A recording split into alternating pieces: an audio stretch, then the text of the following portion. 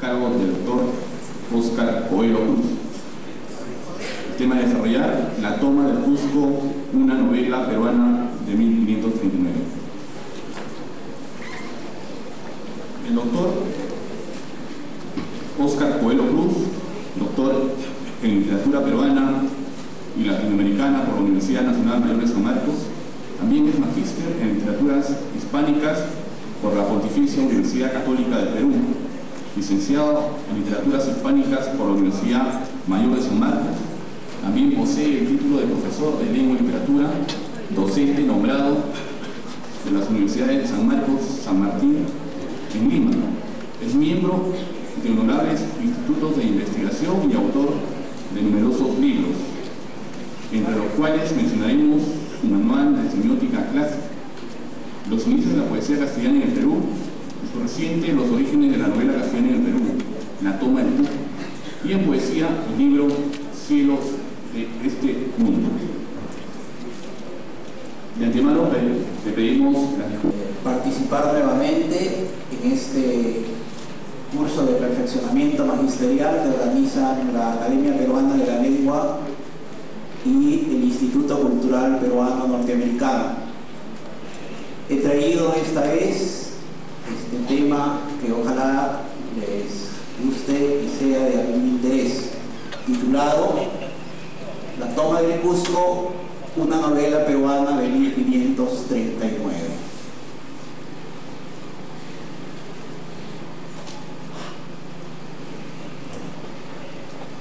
Estamos el año de 1539 todavía en esta España de los frutos tardíos del Renacimiento.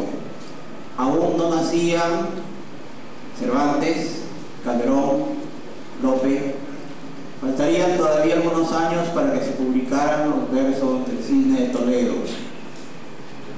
Este hombre, Diego de Silva y Guzmán, llegó al Perú en 1535, unos días después de la fundación de Lima. Lo trajo Hernando Pizarro. Era poeta y soldado, como era usual en los hombres de ese momento. Trabajaban ora con la espada, ora con la pluma. Era noble de la casa de Oropesa y era hijo del novelista de caballerías Feliciano de Silva. Ustedes van a recordar a Feliciano de Silva porque Cervantes lo molesta en el Quijote. Si ustedes recuerdan aquello de la razón, de la sin razón, etc., el papá era el que escribía esas cosas. Cuando estuvo en el Cusco, el año de 1539, escribió un relato sorprendente sobre las luchas de Manco Inca y de Almagro en pos de quitarle la ciudad sagrada a los Pizarro. Esa es su casa, se conserva todavía, está junto a Santa Teresa de las Monjas. Y ese es el manuscrito que he consultado. El manuscrito se encuentra en la Biblioteca Nacional de España bajo el título de Carta de Fray Vicente de Valverde, obispo de Cusco, escrita al emperador Carlos V desde la ciudad del Cusco a 2 de abril de 1539, representando lo que ha sucedido en el Reino del Perú desde que se reveló el Inca hasta la fecha de la carta. En realidad, este manuscrito ha tenido un signo de equívocos y una suerte de malos entendidos. Primero fue catalogado como carta y se le atribuyó al padre Vicente Valverde, el compañero de Pizarro.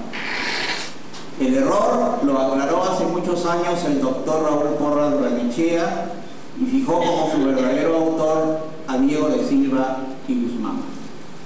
En segundo lugar, cuando fue editado en España en 1879 se le llamó Relación, lo cual llevó a los historiadores a leerlo como un documento de datos fieles y verídicos.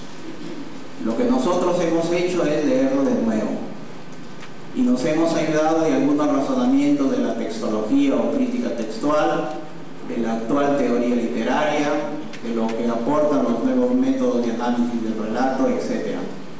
Y así, cada vez nos resulta más difícil aceptar que se trate de un texto histórico o de un discurso de verdades, aún de las más ingenuas.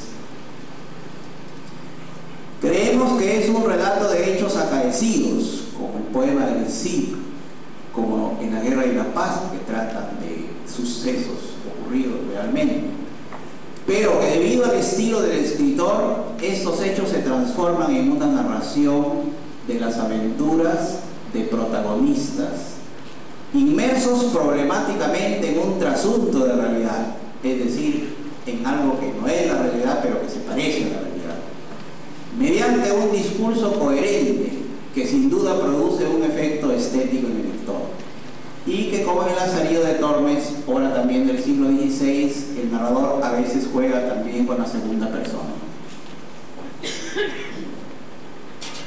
En realidad, lo que acabo de dar es una definición de novela que ofrece un estudioso contemporáneo del tema. La definición está tomada del libro Hacia una teoría general de la novela, de Miguel García Peinado, un libro del año 98. Y por increíble que parezca, debo decir que son pocos los teóricos que se arriesgan a dar una definición precisa de novela. Lo que dice textualmente García Peinado de la novela es lo siguiente: la novela es un texto que, partiendo de hechos acaecidos, como los que les acabo de mencionar, que pueden acaecer, o sea, posibles, verosímiles, o totalmente ficcionales, por ejemplo el Quijote. Este texto es transformado gracias al estilo de un escritor en una narración de las aventuras, del destino o psicología de unos personajes, pueden ser las tres cosas, inmersos problemáticamente en un trasunto de la realidad, vuelvo a decir, en algo que parece la realidad pero que no lo es, y que es hecho a través de un discurso coherente, o sea, hay un universo creado, un universo nuevo, generalmente en prosa y de cierta longitud, destinado a producir un efecto estético en el lector. Si lees y te emocionas, aquí estamos en el arte. En este relato, afirmamos, encontramos un texto con todos los rasgos distintivos o las marcas textuales de lo que hoy entendemos por una novela.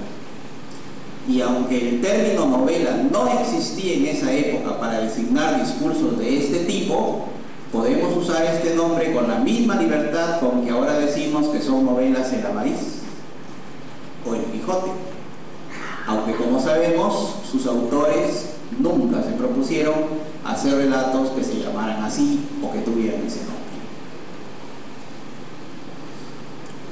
Nuestra lectura ha seguido la recomendación de un sabio español que conocía mucho de estos manuscritos, y sin duda muchos de estos manuscritos del siglo XVI peruano. Se llamaba Antonio Rodríguez Monino. En realidad murió muy joven, en el año 70.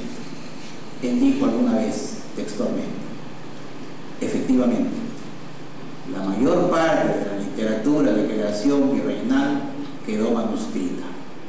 Para una novela, unos poemas o unos preciosos vejámenes, no había más de 30 o 50 interesados. El manuscrito resultaba, pienso yo, suficiente. Y además hemos tenido en cuenta una prevención que conocemos desde que empezamos estos estudios de las letras de la Fundación del Perú hace ya más de 30 años. Me he equivocado en la fecha, debo decirlo con pena, hace más de 40 años, en nuestra nobilísima casa de San Marcos. Las ediciones de documentos del siglo XVI peruano no siempre se han hecho con rigor. Por tanto, siempre hay que buscar el manuscrito, el impunable o la edición príncipe. Y sobre todo, hay que leer de nuevo el texto. No lo que dicen del texto, sino el texto. Y para este caso hemos trabajado con el manuscrito único de la Biblioteca de Madrid. Un pequeño paréntesis para decirles cómo era la lectura literaria en el Perú castellano del siglo XVI. Los interesados se reunían en la sala o algo similar, uno de ellos leía en voz alta y los demás escuchaban con atención. Esto valía también para la lectura de los poquísimos libros impresos de la época. Los textos casi no tenían puntuación o tildes. A veces ni siquiera separaban las palabras. Faltaban cerca de 200 años para que la Academia de la Lengua llegara a poner orden. Cada lector hacía las pausas y separaba las palabras donde lo tenía bien. Esto es lo que he vuelto a hacer al actualizar y reeditar el viejo manuscrito. Si ustedes observan la tercera línea, las palabras están juntas. Adelantado, tenía voluntad. Si ustedes observan la primera línea, a mitad de la palabra hay una mayúscula, a donde procuró de llegar la más gente que pudo. Miren cómo se escribía la que pudo, porque decían que él, adelantado, tenía voluntad de no parar hasta tomar posesión. Miren esa H, miren la doble S, de la ciudad de los reyes. Las mayúsculas están en las preposiciones. El sustantivo reyes está con doble mayúscula, hízosele muy, ¿no? Etcétera. Y miren ustedes los libros impresos de la época. Ese es el famoso Proemio Lector de 1609 del Inca Garcilaso. No hay un solo punto aparte. Si queremos leer a Garcilaso, tenemos que hacer lo que hizo sabiamente Carlos Araníbal, volverlo a editar, poner los puntos, las pausas donde sean convenientes. Esa es también una página de los comentarios reales. El Inca Garcilaso se pasa páginas y páginas enteras a veces y no pone puntos. Entonces el lector, como les acabo de decir, él al actualizar el texto hacía las pausas y ponía y agregaba el sentido también, ¿no? Eso es un punto importante. Todo esto lo he explicado en este libro que aparece con el sello de la Academia de la Lengua el año pasado, titulado Los orígenes de la novela castellana en el Perú, la toma del Cusco, 1539, fuentes, estudio crítico y textos. Ahora les voy a hablar de la novela en sí. La toma del Cusco de Diego de Silva y Guzmán. La novela comienza unos 3 años después de la toma de Cajamarca. Los incas, luego de haber permitido la penetración de los españoles a sus tierras, deciden expulsarlos. En realidad fue una guerra de réplica religiosa, iniciada en el Collao, por ahí, por Villaopa, así le dice el escritor, al Wilcaúma, al sumo sacerdote, ¿no? Y miren lo que dice la novela: un indio a quien ellos tienen en la misma veneración que nosotros tenemos al Papa. Era el sumo sacerdote del rito solar. Él es el que inicia la revuelta. Y llega subrepticiamente al Cusco y convence a Manco Inca, que fungía de Inca títere, y lo llama a la rebelión.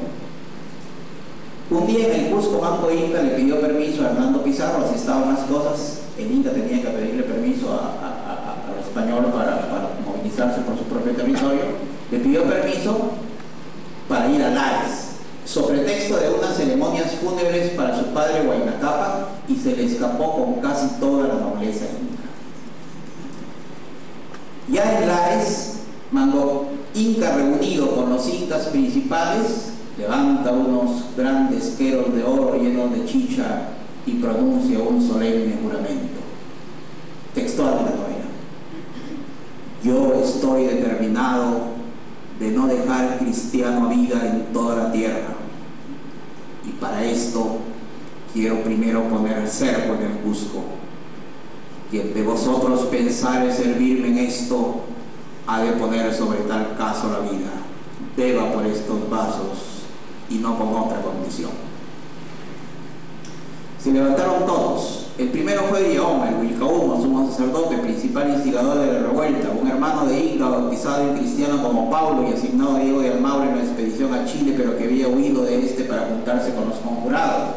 También se levantó un noble jefe quechua llamado Tempambi, otro llamado Tizo, y no menos notable que los anteriores, el gran Cayide o Cahuide. Voy a explicar sobre el nombre de este personaje después. Dice la novela: un capitán muy estimado entre ellos y todos los demás caudillos. Ahí me detengo un minutito. Aquí hay un narrador omnisciente. Omnisciente es Dios. Él sabe lo que estoy pensando. puede mirar habitaciones cerradas, estar en todos los lugares, etc. El hombre no puede hacer eso.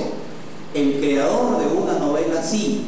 Por eso cuando miramos una película, etcétera, vemos habitaciones cerradas, entramos, asistimos simultáneamente a varias escenas, etcétera, etcétera. Este narrador es exactamente igual.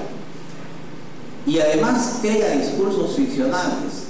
Es decir, para que ese discurso anterior fuera un discurso, todavía había que tener una grabadora ahí para poder registrarlo.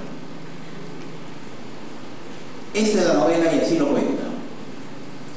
Hizo una cosa digna de hacer memoria de ella, y fue que estando juntos muchos caciques y personas entre ellos señaladas, mandó traer delante sí 2 vasos muy grandes de oro llenos del brebaje de maíz que entre ellos se bebe, y dijo: yo estoy determinado de no dejar cristiano vida en toda la tierra, y para esto quiero primero poner cerco en el Cusco.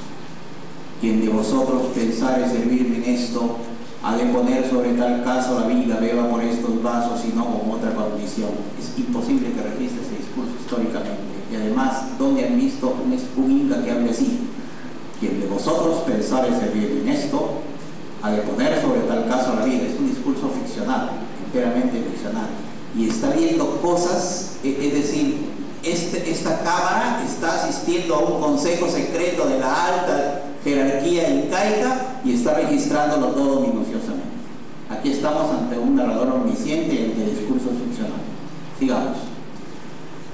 La rebelión incendió inmediatamente todo el territorio andino. Se tomaron los caminos, se bloquearon los puentes y el ejército solar por los 4 suyos apareció un día en todo su esplendor y rodeó el Cusco. Leo la novela. Estando en esto, vino grandísimo número de indios sobre la ciudad del Cusco, los cuales se pusieron en tierra muy fragosa, en el castellano de la época, en tierra muy cortada, muy difícil para los caballos, porque toda la masa es ansí. Llegaron de todas las 4 provincias, porque esta tierra está fundada de manera que las divide todas en 4, que son la provincia de Chinchaysuyo, Collasuyo, Condisuyo y Andasuyo. De todas vinieron a dar en el Cusco. Y 100.000 indios de guerra y 80.000 de servicio divididos en 9 escuadrones de 20.000, 12.000 y 10.000 recuperaron para su pueblo la fortaleza de Sacsayhuamán, y desde ahí empezaron a descender en todo el Cusco. Sigo leyendo la novela. Comillas, pusieron fuego a las casas que estaban en la ladera, y así como se iban quemando venían ganando tierra, haciendo por las calles albarradas y cavas. Albarradas son lo que nosotros llamaríamos las barricadas, y las cavas huecos que hacían para que los caballos se cayeran. Era el día de San Juan ante Porta Andatina. Este es un escritor culto. Ese es el día de San Juan sacrificado a las puertas de Roma, el 6 de mayo. El fuerte viento prendía los techos de las casas y, vuelvo a leer la novela, comillas, toda la ciudad era una llama de fuego, a donde era tan grande la grita de los indios y el humo tan espeso que no se veían ni oían los unos a los otros. Fin de la cita. Los guerreros incas, comillas, se metían por las calles y peleaban mano a mano con los españoles. Es un relato perfecto. Villaoma era el que había recuperado la fortaleza de Sacsayhuamán, y el inca se guiaba 3 leguas del Cusco reclutando gente, quemando los techos de las casas. Vuelvo a leer la novela, comillas, los indios podían andar por encima de las paredes, y como los caballos no los podían ofender, andaban muy a su salvo, de manera que ni de día ni de noche los cristianos no descansaban. Fin de la cita. Para neutralizar la acción de los caballos, los indios, comillas, traían agua para encharcar las tierras. Luego, amaneciendo hasta que anochecía, tornaban a pelear. O sea, los indios ya se dieron cuenta de la importancia estratégica y militar de los caballos y simplemente encharcan, hacen lodazales para que los caballos se resbalen y así inutilizarlos, ¿no? Después de 6 días de asalto, la recuperación inca del ombligo del mundo resultaba inminente. Dice el cesante texto castellano, comillas, los enemigos estaban apoderados de casi toda la ciudad. Los españoles no tenían ni poseían más de la plaza de armas o plaza mayor del Cusco, como algunas casas de circuito. El héroe de la novela. Hernando Pizarro es el héroe del relato. Solo tenía 90 hombres de a caballo para defender la ciudad.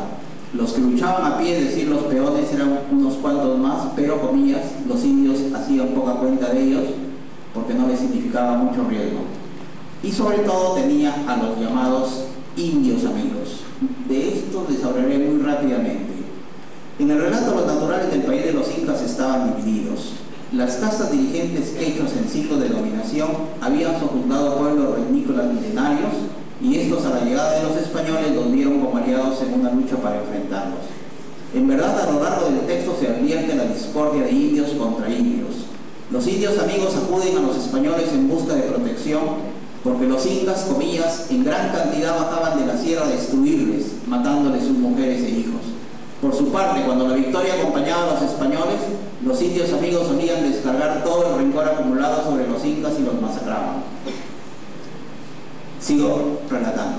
En los siguientes días, el Cusco, la ciudad sagrada de los incas, siguió ardiendo en llamas, destruida por los propios incas. Y, comillas, la gente de guerra inca se ensoberbecía, pareciéndole que los españoles no eran que aparte para defenderse.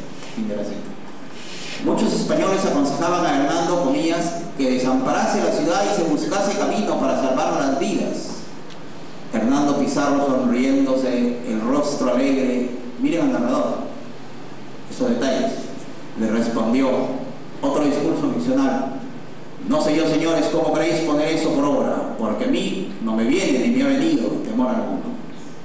Por la noche reunió a los principales españoles, incluidos sus hermanos, y les habló de esta manera. El discurso es extenso, como esos discursos de los poemas épicos antiguos.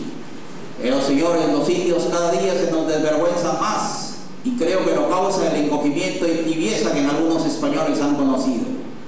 Conociendo los indios, flaqueza es acrecentar en ellos el ánimo, en servicio de Dios y del Rey, sustentando vuestras casas y haciendas. Morir, ya sabéis que con el esfuerzo se alcanza lo que parece imposible. Y los combinó a estar unidos, comillas, porque con división clara cosa es perdernos sin enemigo. He cortado mucho el discurso, por supuesto. Entonces los españoles cobraron ánimo, y Hernando va a recuperar la fortaleza de Sacsayhuamán. Al amanecer siguiente sube a caballo y hace un reconocimiento de los inmensos morillones incas, y concluye que se había de entrar a Sacsayhuamán como a los castillos europeos, con escalas. Ordenó hacerlas de inmediato. El Inca envió 5.000 hombres en apoyo de Villahoma, que se encontraba dentro del fuerte. Cuando terminaron de hacer las escalas, comenzó el decisivo ataque cristiano a la fortaleza, pero Villahoma inexplicablemente determinó huir. Salió subrepticiamente por el lado del río y fue en busca del Inca, que se encontraba a 3 leguas de la ciudad, comillas, proveyendo lo necesario para el combate. Y en defensa de la fortaleza quedó, comillas, un capitán que era muy estimado por ellos, Cayide, o Cauide, uno de los que hicieron el juramento de los queros de oro. Los quechos rebeldes a su mando pelearon día y noche sin desmedro hasta que amaneció, pero, comillas, los indios que estaban dentro comenzaron a aflojar porque habían gastado todo su almacén de piedras y flechas. Fin de la cita. El valeroso capitán inca Cayide Cauide, dice el texto, no se escribe de romano ninguno a hacer lo que hacía y después hizo, cogió una porra y al guerrero miedoso o cobarde con ella le hacía pedazos. Y aunque lo asaetearon 2 veces, no hacía caso de ellos, pero vio que era inminente la pérdida de la fortaleza a mano de los españoles. Fue entonces que, arrojando la porra, leo el texto, tomando pedazos de tierra la mordilla, fregándose la cara con ella con tanta congoja que no se puede decir. Fin de la cita. Y después de adorar su tierra y comulgar con ella, el indio optó por arrojarse de lo alto, comillas, porque no triunfase en él. Fin de la cita. Los demás incas rebeldes, unos 1500, fueron entonces pasados a cuchillo por los españoles y los indios amigos.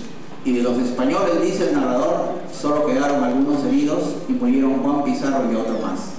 Hernando Pizarro mandó enarbolar, comillas, una bandera para que los indios viniesen en conocimiento de ella. Fin de la cita.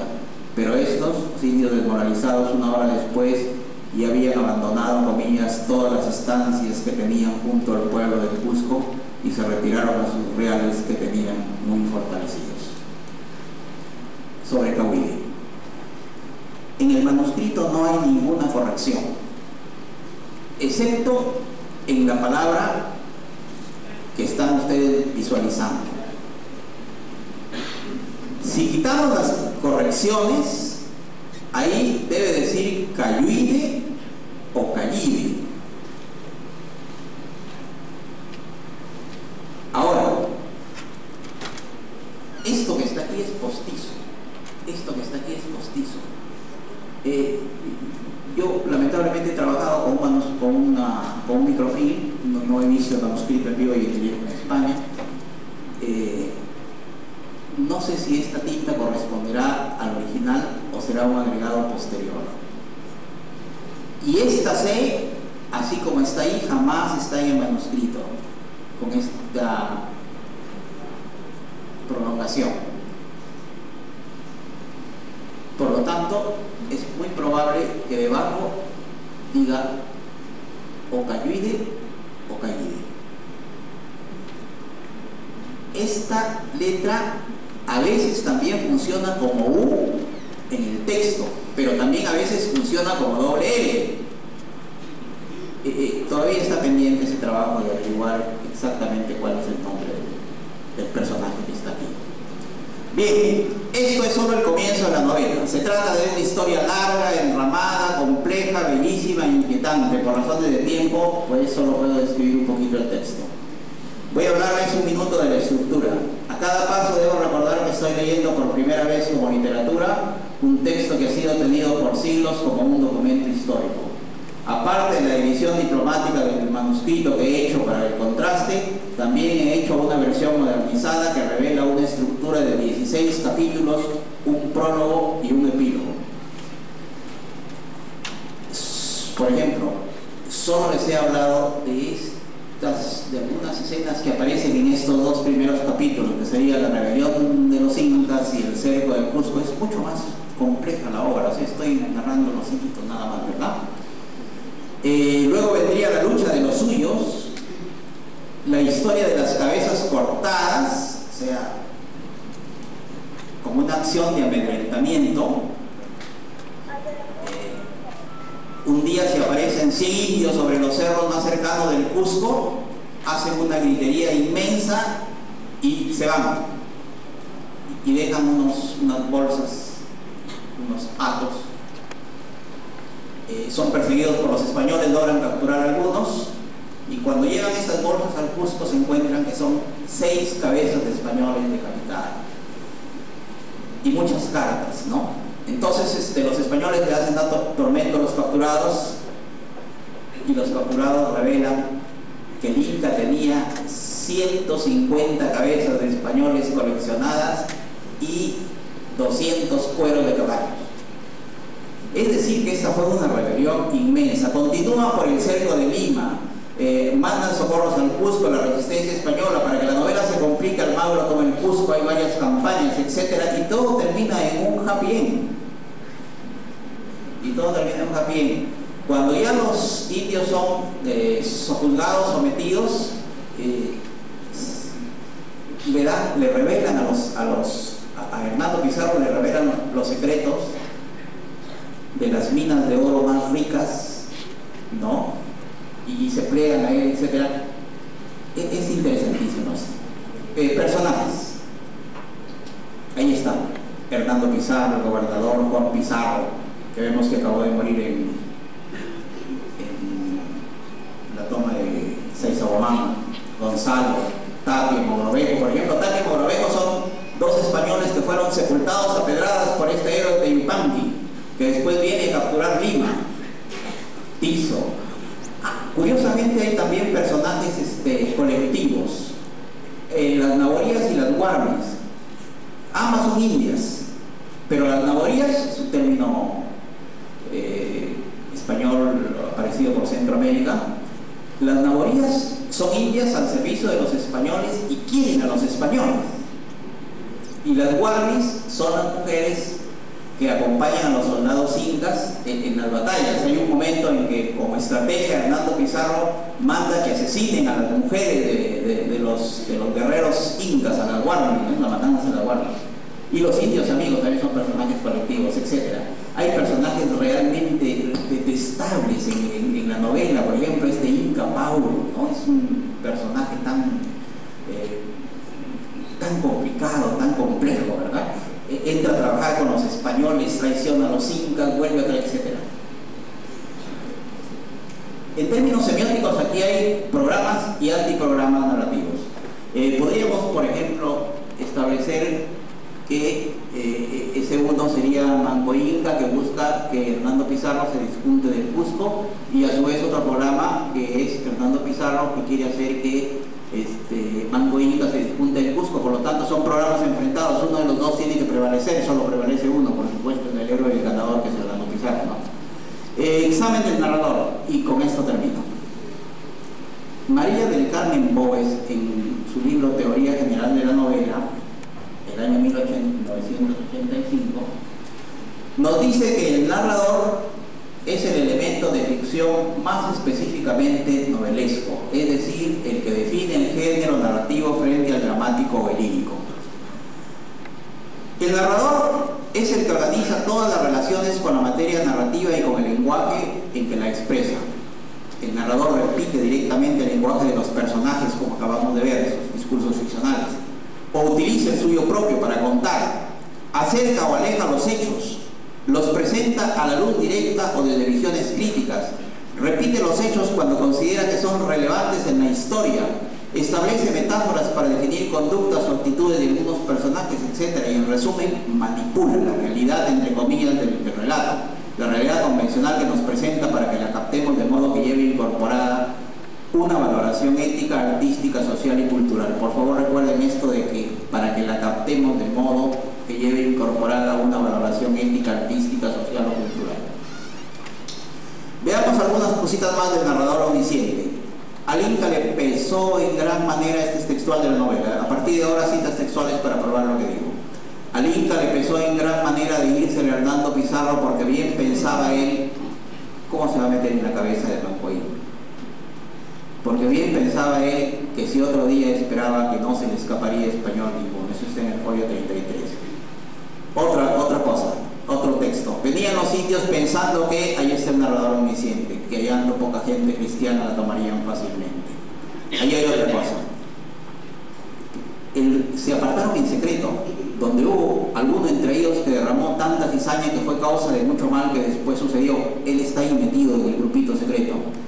Intervenía en esos conciertos Paulo, su hermano Inca, y de secreto le enviaba a decir que le querían engañar para quemarle. Este es el personaje que les acabo de decir, ¿no? Y esto hacía lo del Paulo porque no viniendo el Inca era el señor, o sea, está engañando a su hermano porque quiere ser el Inca y no su hermano Manco Inca, ¿no? Y en eso intervenían cartas que escribía el adelantado y el Inca respondía. Miren ustedes, el Inca respondiendo cartas españolas.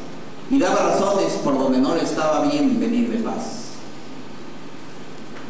El narrador ya se sabe la historia. Estoy describiendo un poquito más el narrador, ¿no? Comillas. Con este capitán se juntó mucha de la gente que estaba con el adelantado don Diego de Almagro y habían venido con él de Chile con el propósito de lo que adelante sucedió. El narrador ya conoce el final.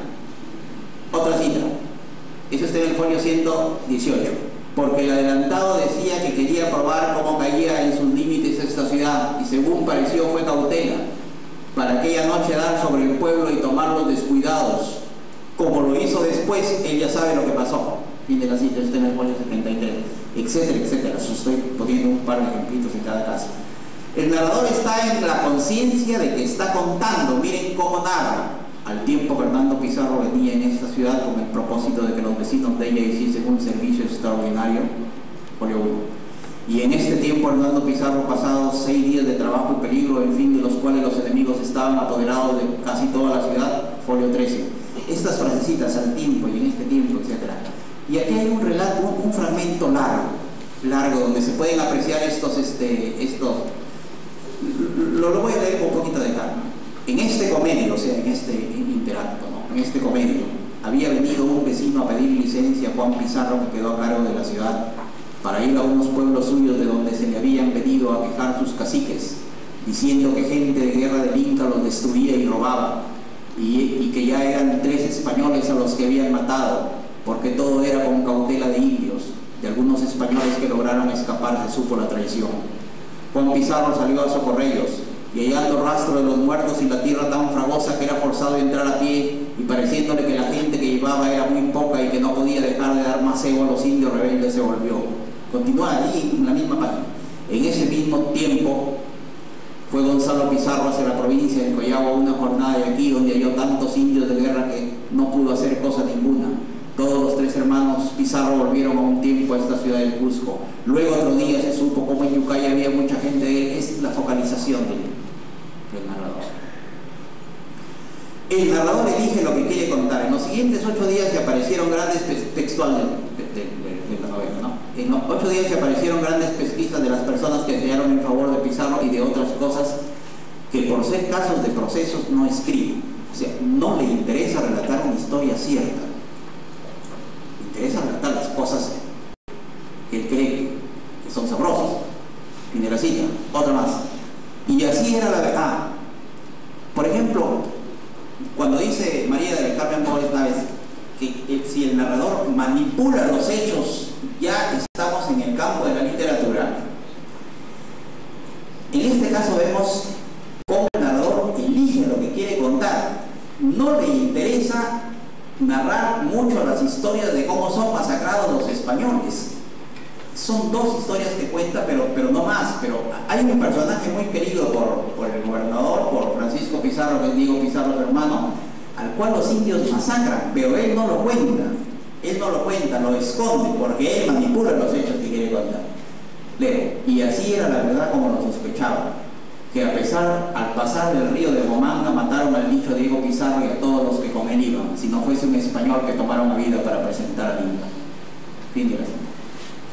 El narrador ofrece, acerca o aleja los hechos, los colorea. Miren ustedes cómo narra esta acción española. Hernando, comillas, con los 6 de a caballo tomó por un alto a donde estaban 1000 flecheros.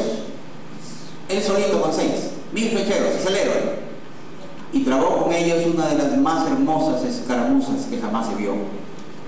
Porque como eran flecheros y de la guardia del Inca, que era muy buena gente, que peleaban muy sin miedo, el héroe hizo con ellos, comillas, cosas tan señaladas que no se puede creer, dejando en el campo él solito 100 flecheros tendidos y a los demás los puso en oída.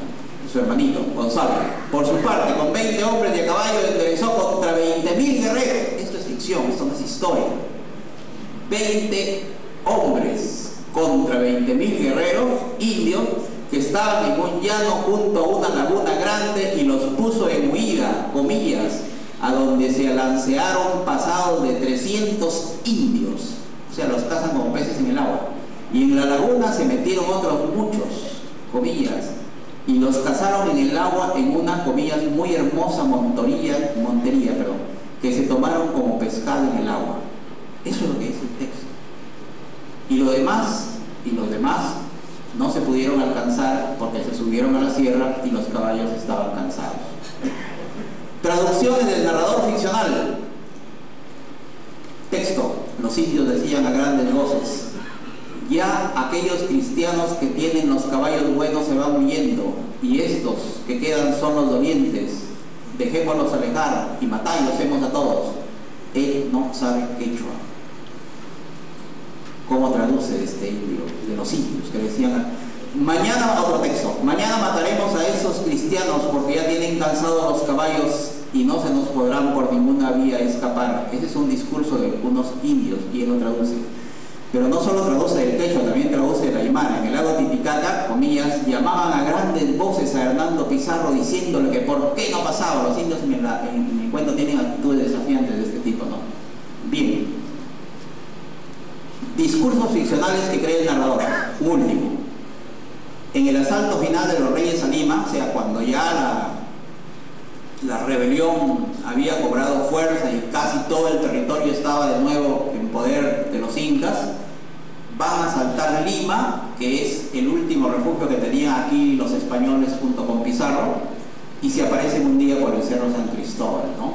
Pero antes, Teyupanqui, el general inca, lanza esta feroz proclama, comillas, textual: yo quiero entrar hoy en el pueblo y matar todos los españoles que están en él, y tomaremos sus mujeres, las españolas, ¿no?, con quien nosotros nos casaremos y haremos generación fuerte para la guerra. Los que fueren conmigo, llama a sus principales han de ir con esta condición: que si yo muriese, mueran todos, y si yo huyere, que huyan todos. Fue en el 52. Termino con el bello juramento de Ordóñez, también un discurso ficcional, ¿no? Ordóñez, el capitán general de Almagro, se hincó de rodillas delante del adelantado diciendo: plegue a nuestro Señor, que si esto que voy a hacer no es en su servicio y con mucha justicia, que Él permita que yo no salga vivo de la batalla, y si por el contrario, que alcancéis la victoria, como todos lo deseamos, porque todo es vuestro. Este discurso no tiene absolutamente nada que envidiarle a un discurso de los caballeros que figuran en las novelas de caballerías. El texto ficcional. Al comenzar este breve análisis dije que María del Carmen Bóvez Naves explica que cuando un narrador manipula así los hechos que cuenta, cuando pone en boca de los personajes discursos ficcionales, cuando acerca o aleja los hechos de modo que los captemos coloreados por una valoración ética, artística, social o cultural, etc., estamos en el mundo de la literatura y desde ahí es improbable el retorno. Cuando entramos al mundo de la novela, de la literatura, quedamos atrapados en el reino de la ficción. Y en la ficción no entra la historia humana, porque los personajes han hecho su propia historia, intemporal, eterna. El Quijote no muere, porque es ficcional, pero está atrapado, pero está obligado a repetir su historia una y otra vez cada que alguien abre las tapas del libro, a menos que el hombre que lo implantó en la intemporalidad se levante para escribir la tercera parte del Quijote, ¿no? Así, cada que abramos las tapas de este libro, de esta amada novela peruana, encontraremos a Manco Inca haciendo el juramento de los pelos de oro, y a Caíde o Cahuide, dándole con la porra al indio cobarde que quiere abandonar la lucha. Muchas gracias.